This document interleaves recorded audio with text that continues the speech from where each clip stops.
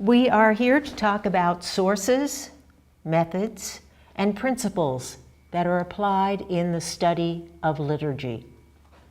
And to begin that study, what we should do is talk about the sources first. And as we talk about the sources, we will deal with issues of method and issues of applying principles to those methods. Let's begin by addressing a comment from Father Cyril. It's spelled C-Y-R-I-L-L-E,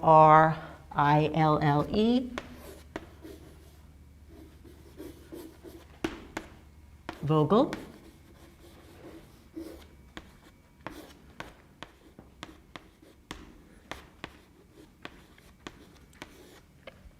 A prominent specialist in liturgy who was active at the Second Vatican Council.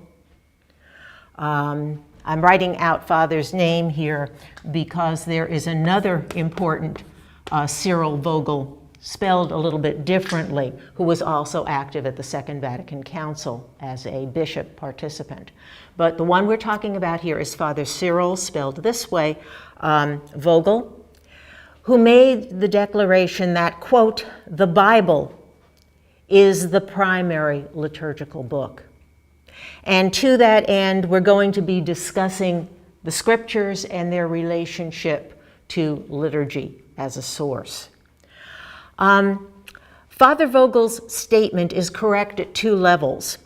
One is that the writings that we consider part of the biblical canon have been recognized as books of the Old and New Testament. These document the origin and the structure of liturgical worship in both the Sinai covenant and the Christian covenant. So that's one respect in which Father Cyril Vogel's "the Bible is the primary liturgical book" is a correct statement.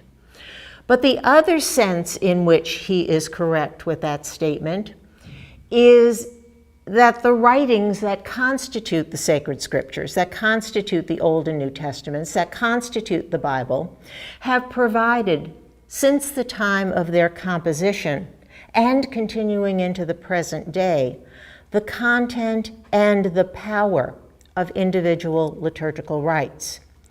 So, for example, sacrifices in Old Testament Judaism were carried out by following rules provided in the Hebrew scriptures themselves.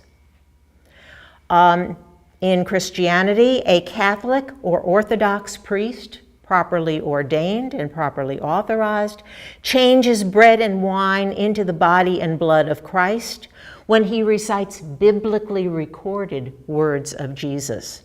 So the Bible is primary not only in time, but the Bible is primary in the sense that it provides the texts, it provides the content of what constitutes liturgy.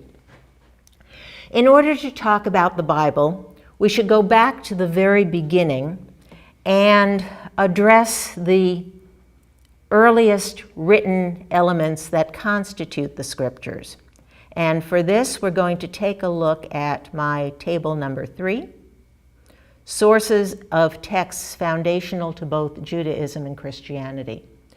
The earliest components, written components of the scriptures, were put into writing during the time of the Exodus, the escape of the Israelites from Egypt.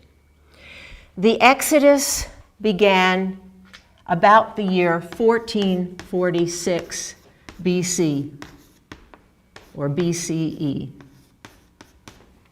1,446 years before Christ, or you can also say it 1,446 years before the Christian era, or the Common Era.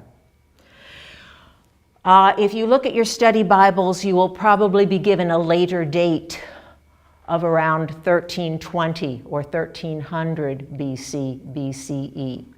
That is the older scholarship. The older scholarship dated the Exodus to about 1300 based on certain principles of analysis. Newer research, particularly with regard to Egyptian history, indicates that